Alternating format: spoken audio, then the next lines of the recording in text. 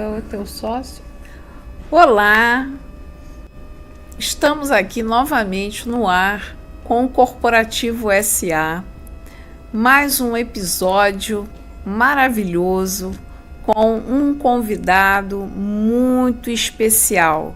Hoje vamos ter aqui o Alê Prati, CEO da Futurize. Vamos bater um papo super bacana sobre educação corporativa e liderança. Alê, eu quero te dar as boas-vindas, dizer que é muito bacana ter você aqui conosco e conversar sobre esse tema tão importante que você domina assim maravilhosamente bem, que é o tema da educação corporativa aliada com a liderança. As palavras são suas, Alê. Minha querida, obrigado, Eleonora. É sempre um prazer, viu? Estar com a Anitec, estar contigo. É sempre um momento muito especial. Estamos aqui no Rio de Janeiro hoje, para amanhã para o nosso evento. Então, sempre quando é um evento da Anitec, todo mundo lá da Futurize fica muito animado, porque é sinal de que a gente vai ter boas conversas, vamos conhecer gente nova, vamos fazer mais negócios. Então, para nós é um privilégio. Pois é. Amanhã, inclusive, né, nós estamos na véspera do 23º Encontro de Gestores de Universidades Corporativas, que vai acontecer amanhã no IBP, na Universidade Corporativa do IBP, com a Karen Cubas, nossos associados. Então, vai ser um encontro muito bacana, muito legal, com muita troca, empresas participando, nossos fornecedores associados também, com oficinas, com palestras assim enriquecedoras. Então, o Alê, inclusive, vai ser um dos palestrantes e vai tratar desse tema tão importante que é liderança. Mas antes de entrar com você nesse tema, eu queria que você falasse um pouco de você, que você falasse um pouco sobre a Futurize. Vamos lá.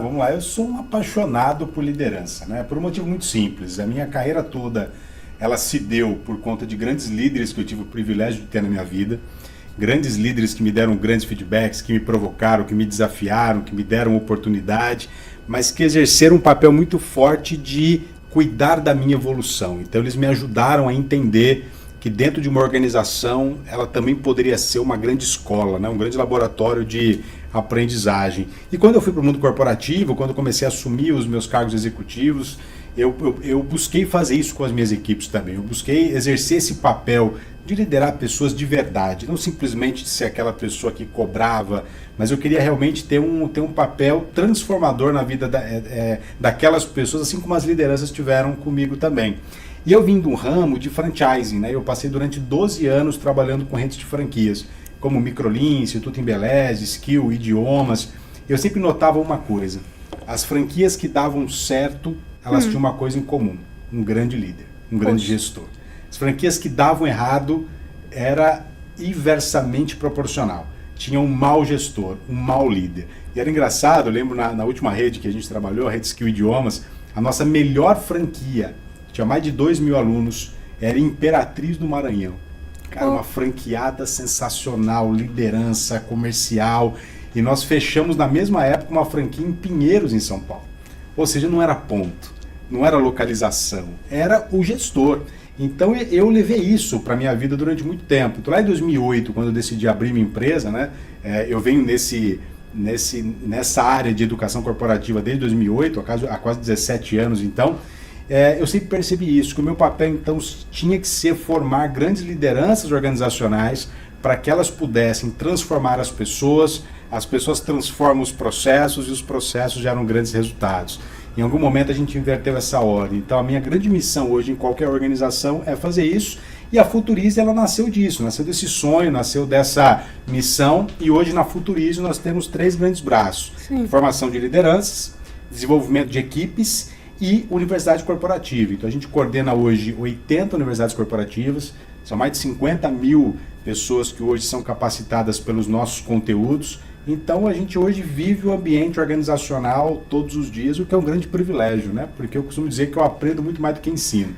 Pois é, eu observo, né? Você sempre coloca, por exemplo, no LinkedIn, umas dicas maravilhosas de liderança, umas frases chaves e inspiradoras.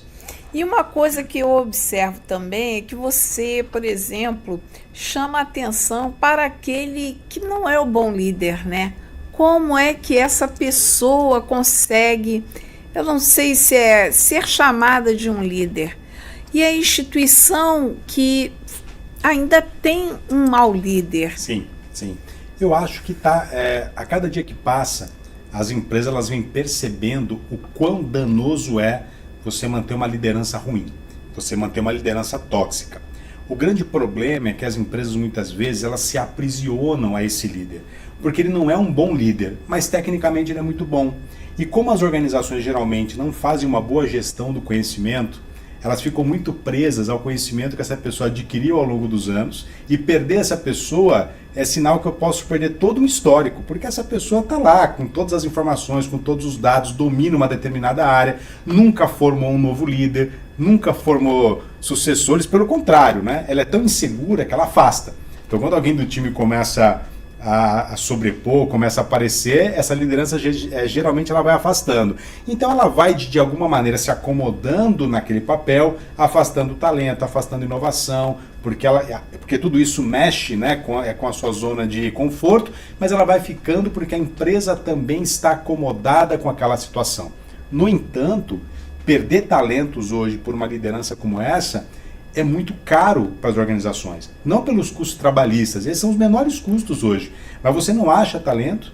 Quando você acha, você não vai achar o nota 10, você vai ter que achar o nota 7. Sim. Vai ter que investir tempo e energia para capacitar, aculturar, engajar. Então perder essa pessoa é um custo hoje financeiro e operacional e de energia muito grande.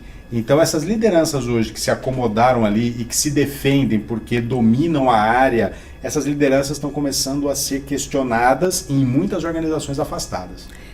E eu acho também, sabe, que ultimamente as empresas... Bom, falar assim da fase pandemia, né? Sim. Em 2020, nós fizemos uma Anitec, né? Fizemos uma pesquisa para tentar entender quais eram os temas que as empresas pretendiam trabalhar durante pós-pandemia. E entre ali, eu acho que eram umas 60 empresas, eu posso dizer que praticamente mais de 90% das empresas, elas disseram que estavam dispostas a investir em programas de liderança. Você percebeu, por exemplo, se realmente isso se concretizou nas empresas? Durante e depois da pandemia, você acha que as empresas, depois que passou essa grande onda desse isolamento que a gente vivenciou, que liderança realmente se tornou o grande tema das empresas? O grande tema. Eu não tenho a menor dúvida disso. Por conta desse grande fator, né? Quando você tirou as pessoas das organizações e você foi obrigado a fazer uma gestão remota, uma gestão híbrida, isso revelou muita incompetência de liderança e principalmente incompetência de gestão. Porque o que muitos líderes acreditavam se eu tiver as pessoas aqui, eu consigo comandar, né? Ali, eu consigo ter aquela gestão baseada em comando e controle, eu consigo estar perto, consigo estar vendo se está trabalhando ou não e tudo mais.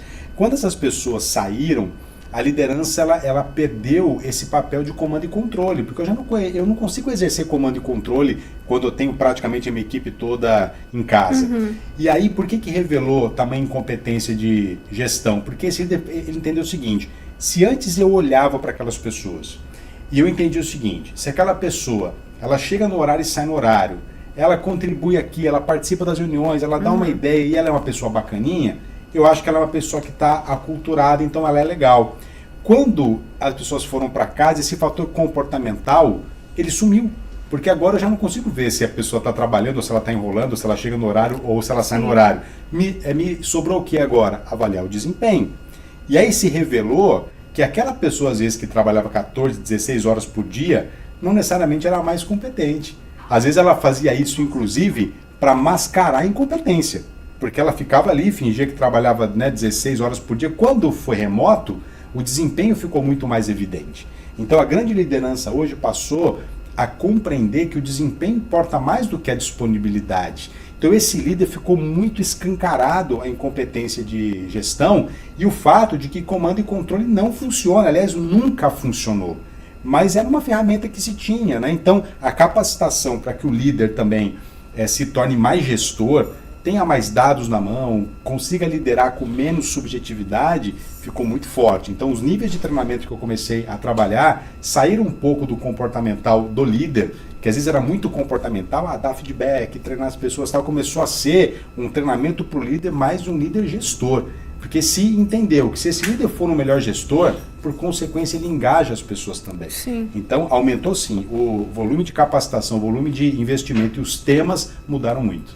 E você diria, por exemplo, que essas lideranças, né, elas estão preparadas para toda essa transformação do mundo do trabalho, com essas tecnologias todas, com a inteligência artificial? Como é que você vê isso? Completamente despreparadas, na grande maioria, né?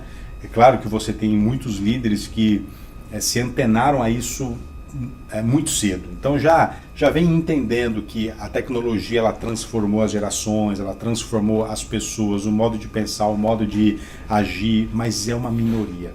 A grande maioria ainda está muito embasada no comando e controle, ainda está muito embasada na cultura do esforço, né? Quando na verdade precisavam começar a otimizar os seus processos. Mas elas ainda entendem que se eu tenho um time que está entregando resultado, mesmo que o esforço esteja sendo altamente desgastante, faz parte do jogo. E essa liderança não entendeu que a geração que está vindo agora, ela quer entregar resultado sim, mas ela quer fazer isso com esforço adequado. Ela quer fazer isso cuidando da qualidade de vida. Então quando a gente fala que a nova geração é preguiçosa, isso é um mito, não é. Essa nova geração chega nas organizações, só que ela exige coisas que nós gostaríamos de exigir, mas nós não podíamos. É verdade. Porque eu não podia perder meu emprego, né? Porque antes nós não tínhamos tanta oferta como tem hoje, então eu não podia perder o emprego. Se eu não podia perder o meu emprego, eu tinha que engolir algumas coisas. A nova geração não. Ela está numa situação hoje onde ela pode escolher mais, então ela questiona mais. E não é preguiça, é porque ela está mexendo em algumas feridas que a gente de fato não quer olhar. Tem uma geração que chega na empresa e fala assim, peraí, por que eu tenho que trabalhar presencial todo dia? Por que eu não posso fazer híbrido? Porque a nossa empresa a nossa cultura. Tá, mas por quê? Então não há uma explicação, não faz sentido. Então as lideranças hoje elas não estão preparadas para debater, elas não estão preparadas para enfrentar o novo.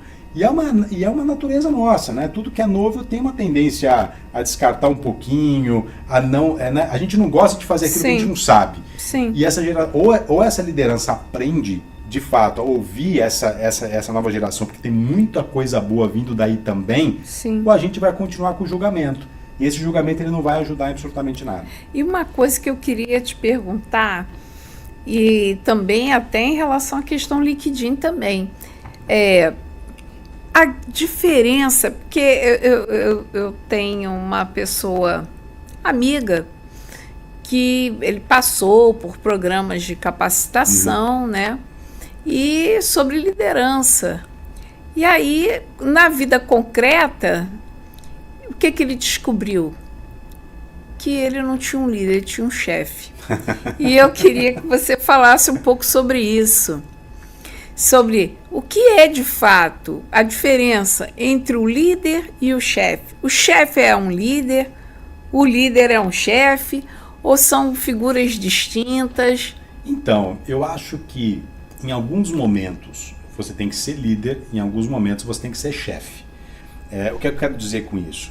A liderança, quando ela vai para um lado muito inspiracional e com essa onda de querer agradar todo mundo, engajar, motivar, tá tudo certo, faz parte do jogo também, mas eu nunca posso esquecer que em algum momento eu também tenho que cobrar. Em algum momento eu tenho que exigir. Em algum momento eu tenho que incomodar. Porque se eu não incomodo, as pessoas não se desenvolvem. Eu estava fazendo um trabalho recentemente numa empresa gigante agora, que nos últimos 3 anos, uma indústria farmacêutica, nos últimos 3 anos cresceu assim exponencialmente, crescendo quase 100% ao ano.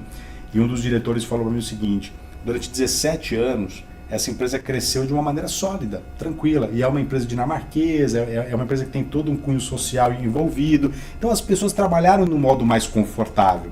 Só que agora a empresa cresceu muito e ninguém tem resposta para nada, tudo se transformou, vieram pessoas de fora, a gente teve que aculturar, então está mudando isso e as pessoas não querem mudar, porque é difícil. Então, mas eu estou na minha área aqui há 17 anos, quer dizer que agora eu tenho que mudar de área? Tem. Você quer dizer agora que eu tenho que aprender tal coisa? Tem. Então, nessa hora o líder tem que provocar isso, porque se eu acomodo as pessoas durante muito tempo, vai chegar um momento que o mercado não está nem aí. Se a sua empresa ela é mais social, ela é mais tranquila. Quando o mercado muda, tudo muda. E a gente é impactado por variáveis que a gente não consegue controlar. Então o líder, muitas vezes, que deixa um time muito acomodado, muito tranquilo, Sim. ele está fazendo um mal para aquele time. Então eu vejo que as duas coisas precisam andar juntas, né? Eu preciso sim inspirar, eu preciso te engajar, eu tenho que te reconhecer, eu tenho que te desenvolver, mas também eu tenho que cobrar desempenho, eu tenho que elevar o teu desempenho, eu tenho que te provocar. Então eu percebo que essas nomenclaturas são ruins quando você pende muito para o lado e pouco para o outro. Sim. Então, se eu sou só chefe, se eu só te cobro, se eu só exijo, se eu só te pressiono, chega uma hora que você fala, não está valendo a pena. Eu sempre digo, as pessoas não se importam de ser cobradas, elas se importam com injustiça. Então, se eu sou um líder que te reconheço, ajudo, contribuo, estou lá junto, né? Mas ao mesmo tempo eu te cobro também, eu te provoco, faz parte do jogo. Então, sim, eu não vejo essa distinção, ela é ruim quando é um lado ou outro, mas quando você equilibra bem as duas funções, eu acho que aí sim você tem uma liderança completa. Sim, aí não tem nada demais, porque é o que você falou é bem importante, a questão do desempenho. Uhum. E as pessoas, uma das coisas que nessa pesquisa a gente percebeu, que as empresas elas não estavam sabendo lidar ainda com essa questão da avaliação do desempenho. Sim. Como fazer a avaliação e os instrumentos para fazer essa avaliação. Que instrumentos você acha que um líder, né, precisa para fazer uma boa avaliação da sua equipe? Olha, a primeira coisa, assim, eu preciso, o máximo que eu puder, deixar de lado a subjetividade. Então hoje, quando eu uso somente análises comportamentais para que eu possa medir se aquele colaborador ele é um colaborador aculturado ou não, que entrega resultado ou não, eu ainda estou numa linha subjetiva. O desempenho nada mais é. O que é que eu preciso fazer, como que eu posso medir cotidianamente a proximidade que eu tenho com o resultado que eu quero. Então, se eu tenho lá um colaborador que é da área de marketing, perfeito, e ele está lá, ele é um assistente de marketing, que seja. Quais são os indicadores cotidianos, as ações cotidianas que conseguem mostrar para esse próprio colaborador se ele está alcançando aquilo que ele deseja? Então, a gente confunde muitas vezes o desempenho com meta. São coisas diferentes. O desempenho é o que eu faço cotidianamente para alcançar a minha meta. Então, a maioria das gestões hoje são gestões com foco em resultado. Então, eu cobro meta. Só que a meta é o final. Se eu cheguei lá e não alcancei a meta, passou. Eu já não mudo mais aquilo. Agora, se eu tenho um desempenho controlado, eu de fato consigo mudar. E o desempenho nada mais é você olhar para aquele colaborador e você e ele, vocês juntos, estabelecerem uma coisa que é como você pode medir cotidianamente as suas ações em prol desse resultado. E tem uma coisa interessante, quando um colaborador ele tem indicadores que medem o seu próprio desempenho, ele começa a ser menos demandante do líder por feedback, porque ele já consegue ter o próprio feedback dele. Então, uma pessoa que trabalha com vendas, cara, ela sabe cotidianamente se no final do dia ela vendeu ou não, porque ela tem os indicadores muito claros dela, né? Ela sabe quantas pessoas ela atendeu, se ela converteu ou não, se ela teve um bom ticket médio ou não. Os indicadores estão lá completamente estabelecidos. E isso tem que acontecer para todas as áreas. Então, a primeira coisa, o primeiro instrumento é defina indicador de desempenho do seu time. Depois, a ferramenta que você vai usar, se você vai usar um Excel, se você vai usar ferramentas mais estruturadas como um Scoop, como um Trello, qualquer coisa que seja, faz parte do jogo. Eu sou a favor do básico. Se você não tem nada, gera um Excel, você resolve super bem, as pessoas funcionam. Mas o mais difícil é definir os indicadores. Os indicadores. Ainda é hoje uma ferramenta, a gente não é acostumado nisso ainda. A gente consegue definir indicadores macro, mas quando eu vou para cada um do meu time, eu tenho dificuldade hoje de sentar e estabelecer isso. Mas isso é tentativa e erro, eu preciso fazer. Aí dá um mês, eu percebo se aquilo eu consegui mensurar ou não, mas é algo que a gente precisa sentar e fazer. Você não acha que isso também é em função, talvez, de uma visão tradicional também, que vem daquela questão cartesiana e, ao mesmo tempo, de uma visão de eu tenho que embrulhar todo mundo no mesmo pacote. E aí, como é que isso que você está falando é que você tem que ter um olhar sobre o indivíduo. Perfeito.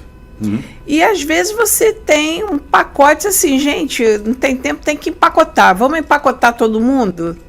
E às vezes eu observo que até inclusive, a gente entrando um pouco nessa questão da educação corporativa, não só sobre a preparação, mas as soluções que tem para ajudar o gestor da educação corporativa para perceber a evolução das capacitações. E a gente vê ali assim, poxa, tem as horas, quantas horas a pessoa ficou, quanto que gastou com aquela pessoa e a capacitação que ela fez. Mas isso não mostra o que você está apontando. Quer dizer, é um mergulho mais profundo do que você está dizendo. Então, que eu tenho que olhar o indivíduo, que eu tenho que perceber, tem que ter instrumentos e indicadores. E isso que você está falando, Ali, é importantíssimo, porque as pessoas não sabem o que é um indicador. Exatamente. O que ele mostra? Eu estava dando aula essa semana no curso de Pedagogia Empresarial da Anitec e eu estava justamente falando, o indicador, ele não é ele não é a solução do problema, mas ele mostra o problema. Exatamente. Ele é uma grande medição de performance. Ali que você consegue resolver tudo. Eu costumo brincar, se eu tenho lá as minhas metas organizacionais, então a gente sabe quanto que a gente quer faturar, quanto que a gente quer ter de lucro, quanto que eu quero ter de recorrência lá com os meus clientes. Aí vou imaginar que eu vou chamar o André, o meu diretor comercial, para que eu possa conversar com ele sobre o mês de outubro que passou. E aí eu chamo o André e falo, André, vamos falar sobre o mês? Ele fala, vamos. Se eu chamar o André e eu falar com ele sobre faturamento, lucro e recorrência, eu perdi o meu tempo dele, porque ele sabe se ele bateu a meta e eu também sei. E a gente vai conversar sobre algo que nem eu e nem ele mudamos mais. Eu tenho que conversar sobre os fatores que ajudam ele a chegar na meta. Então, André, vamos conversar sobre as propostas que você enviou, vamos conversar sobre os clientes que você atendeu, sobre a margem dos nossos negócios, sobre o NPS dos nossos cursos. Porque se eu entender que um desses indicadores estiver fora de contexto, eu sei que lá na frente essa meta eu não vou bater também. Então eu tenho que olhar para os indicadores dele, porque os indicadores dele me mostram se no mês que vem essa meta ela vai ser revertida ou não. Então essa questão ainda do foco no resultado é o que você colocou, coloca as pessoas todas dentro de uma caixinha. E aí eu acho que eu tenho que dar o mesmo treinamento para todo mundo. Eu acho que todo mundo tem o mesmo fator de motivação, e não é. Então esse olhar para o indivíduo ainda é um enorme desafio, porque, primeiro, o líder, ele muitas vezes não quer fazer isso, porque dá trabalho, dá muito trabalho, porque realmente trabalhar com a gestão da individualidade dá muito trabalho. Eu vou ter que dispor do meu tempo e energia para que eu possa conversar mais. E tem um segundo problema. Às vezes o líder até quer fazer, mas a empresa não deixa, porque é tanta demanda, é tanto processo, é tanto problema, é tanta burocracia, que a hora que ele tem vago, se ele quer cuidar do time, a empresa olha para ele e fala assim, calma, isso não é prioridade. A prioridade é entregar resultado. A prioridade é fazer a operação funcionar bem. E aí esse líder também vê que, então, no final das contas, eu ainda percebo que gente não é a grande prioridade organizacional. É quando começa a perder gente. Mas se está tudo bem, se as metas estão sendo batidas ali, não é um fator ainda que as empresas olham com o cuidado que deveriam olhar. E aquelas que olham estão crescendo absurdamente, porque eu estou criando pessoas que vão ser as minhas novas líderes, que vão levar a organização para o futuro, que vão atrair novos talentos, mas ainda é um processo difícil. Infelizmente, gente ainda não é a prioridade organizacional, por mais que algumas empresas digam que é, mas quando você vai a fundo, você percebe que não é tão forte assim. E tem mais uma questão que você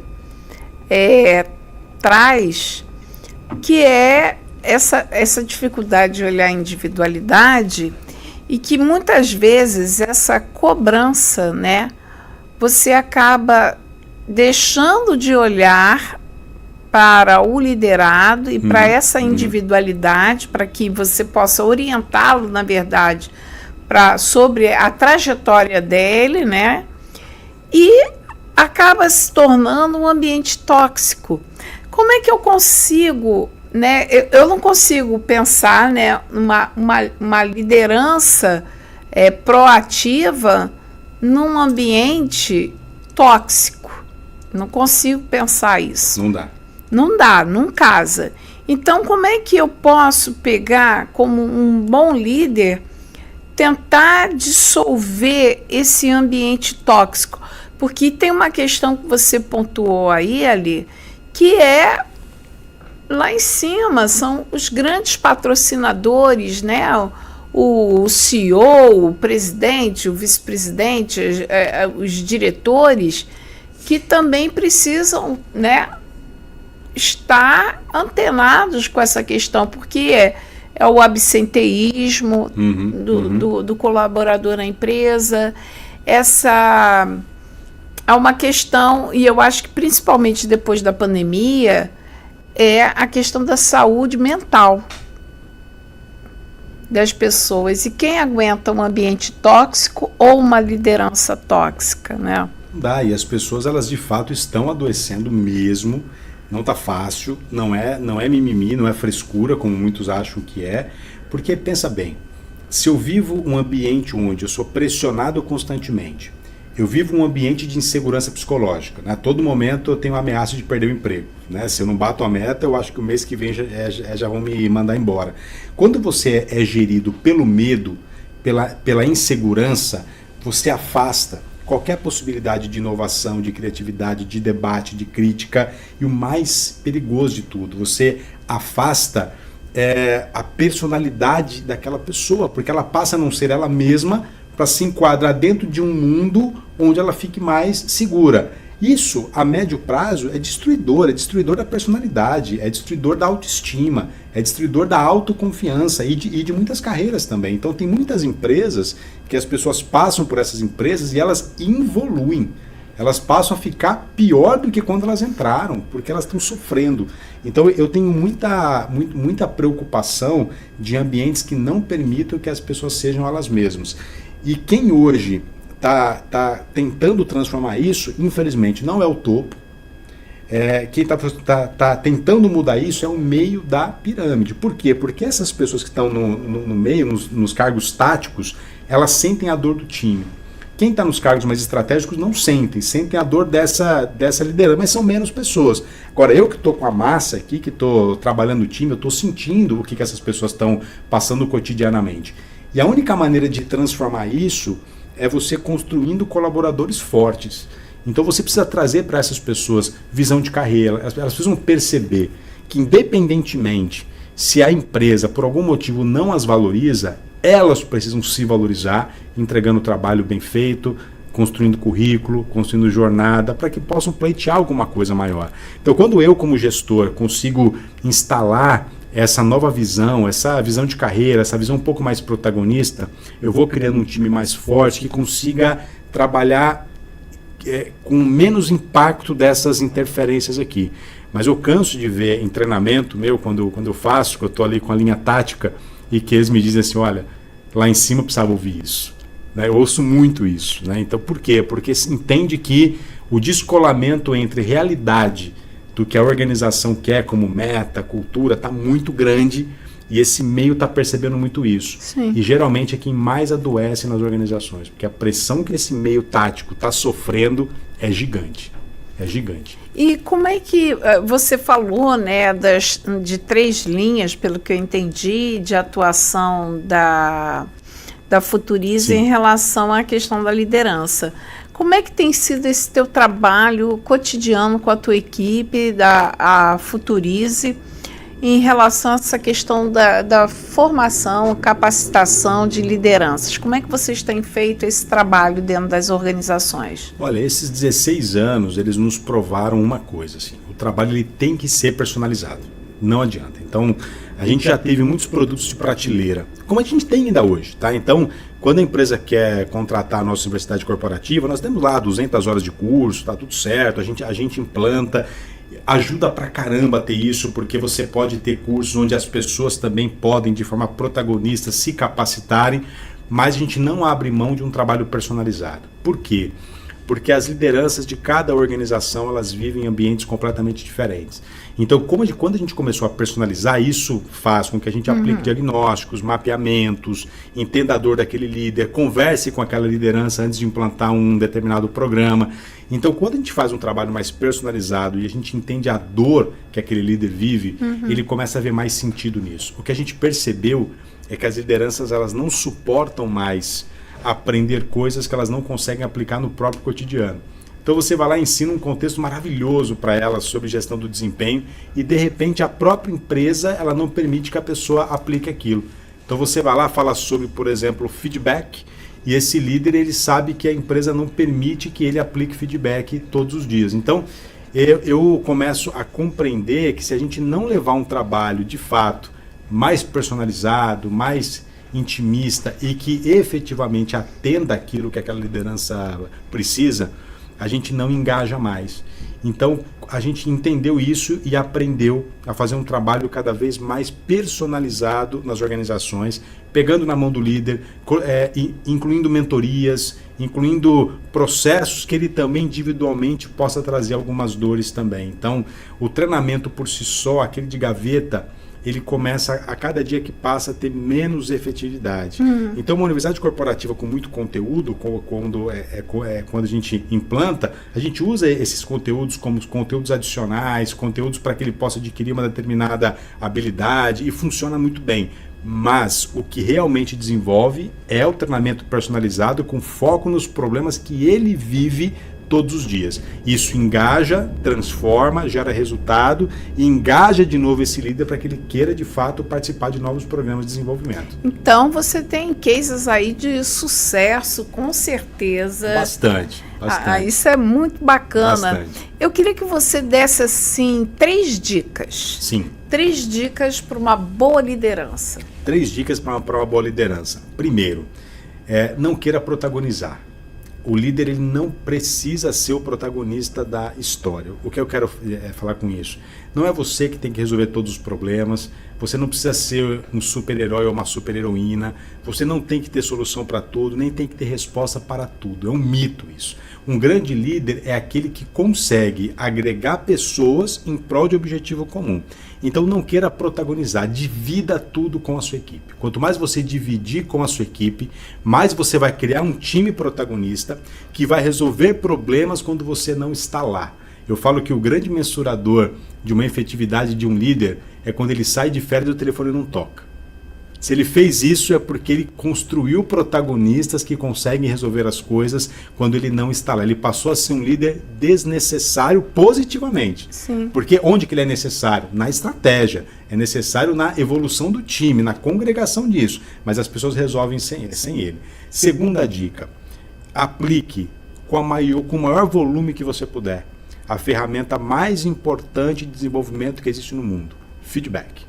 A gente negligencia muito isso. O feedback ele é o maior fator de desenvolvimento. É o feedback que eleva, é o feedback que desenvolve, é o feedback que norteia. Então, quando o líder tem essa ferramenta feedback com ele e aplica muito isso, ele se torna um mentor do próprio time. Então, ele está vendo aquilo que a Leonora precisa desenvolver. Na hora, faça isso, porque esses insights, pequenas mudanças, transformam a vida de uma pessoa. Então, quando você aplica feedback cotidianamente, tudo muda.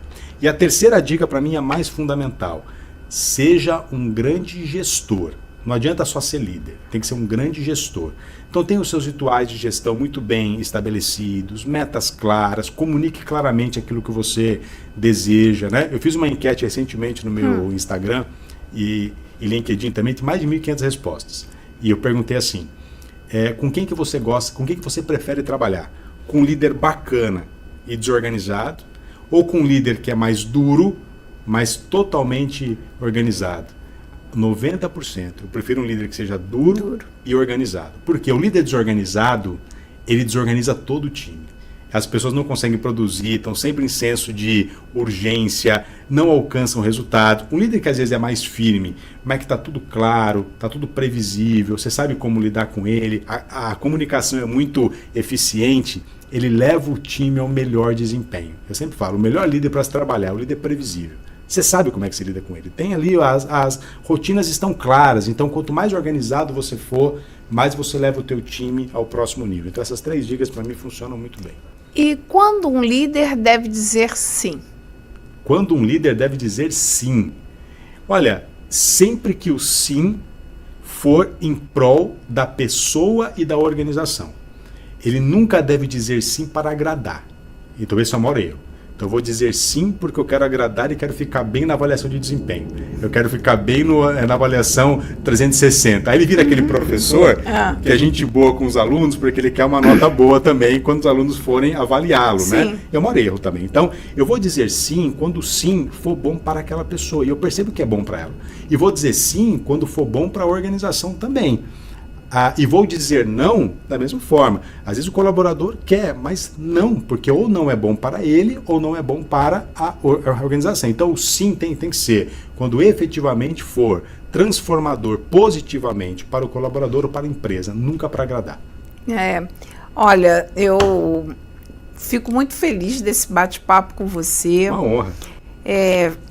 Realmente você domina essa temática, vejo que você trabalha assim, você se envolve mesmo, você é uma pessoa que está engajada naquilo que você faz, você transmite isso nos seus olhos. Eu sempre vi em você ali uma pessoa muito, muito especial. Obrigado. Então, eu gostaria que você, a gente está caminhando, né, para o fechamento, que você convidasse, né, as pessoas, as empresas, colaboradores para conhecerem a Futurize, conhecerem o teu trabalho. Fala do seu livro, você tem livro. Cara, ele não trouxe o livro, gente. Esqueci, você acredita? Eu também não lembrei, mas agora, assim, gente, olha, vocês têm que assistir a palestra do Alê. É imperdível. É algo assim, a primeira vez que eu vi o Alê dando uma palestra na Gol, na Academia de Águias, eu disse assim, gente, onde é que esse cara estava, que eu não conhecia ele? E ali foi fantástico, né? E dali a gente não se desgrudou mais. Mas... Claro, vamos lá. Obrigado por todos os elogios, é sempre um prazer estar com você. Bom, vamos falar primeiro dos meus livros. Eu tenho 3 livros, né? Tem o meu primeiro livro chamado A Reinvenção do Profissional, que é a palestra que eu mais fiz ao longo da minha vida. Que é um livro sobre carreira. Depois eu tenho um segundo livro chamado Resultado, a Liderança Além dos Números, que eu lancei em 2016, sobre gestão. E aí o meu best-seller, né, que eu lancei em 2020, chamado Não Negocie com a Preguiça, que é um livro, apesar do título, é um livro para falar sobre engajamento. Foram 2 anos de estudo sobre engajamento. E aí nasceu esse livro com esse nome provocativo, né? Porque no fundo, engajamento é você estar em dia, estar com a autogestão daquilo que você tanto deseja. Então, de fato, engajamento ele é fruto de disciplina e não o contrário, né? Então, a gente explica bastante isso lá no nosso livro. Quem quiser me seguir, né, @LePratosOficial, tanto Instagram quanto LinkedIn. Então, todo dia conteúdo nas 2 redes, não tem jeito. Falo que é meu segundo emprego, né? Tá todo dia ali, bacana. Todo dia produzindo bastante coisa lá, @LePratosOficial. E a Futurize, que é a minha empresa, que eu tenho o maior carinho, que a gente hoje tem feito um trabalho forte em muitas empresas, né? Então, para vocês conhecerem, pelo Instagram, @FuturizeAgora, ou nosso site, futurizeagora.com.br. Olha, Alê, muito obrigada. Prazer. E, gente, amanhã, então, encontro no IBP, todo mundo cadastrado, bonitinho. Vamos estar esperando por vocês lá. O Alê vai não só fazer uma oficina, mas também vai ser um dos provocadores lá, ajudando a animar a palestra do Robson Leite, gestor da Universidade Corporativa da Petrobras. Então, temos um encontro marcado. Semana que vem, um novo episódio com uma nova temática. E a gente conta com vocês. Curtam, mandem mensagens, perguntas. A gente conta muito com vocês. Um beijo grande e até o próximo podcast. Muito bom.